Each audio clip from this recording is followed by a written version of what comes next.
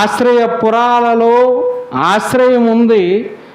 ఏ మనిషి చేసిన పాపం వారి చేతులకి రక్తాన్ని అంటుకున్నాయో, ఏ మరణం మనిషిని తనుగుతుందో అటువంటి వాడికి ఆశ్రయపురంలో నెమ్మది శాంతిని అనుగ్రహిస్తాలని మాటిచ్చిన దేవుడు యెహోషువ ద్వారా ఆశ్రయపురాలు కట్టాడు. పురాలలో కోటగా ఆనందంతో, కోటలో అక్కడ ఆనందపురం.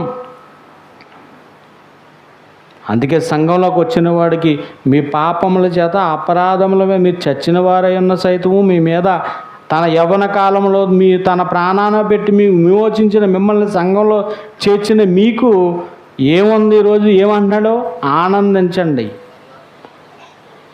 మరలా చెప్పుచున్నాను, ఏం చేయాలి? Rejoice of Jesus. కొంతమంది మొక్కలు చూడండి, ఆనందం ఉంటుందా? ఆనందించండి రా అంటే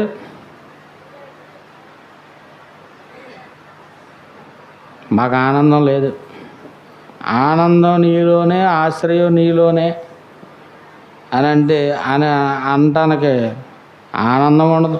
ఒక్కొక్కడు ముఖంలో ఆనందమే ఉండదండి. ఎప్పుడు మనం చూస్తూ ఉంటాం కదా, ఎప్పుడు సీరియస్నెస్సే ఫేస్లో.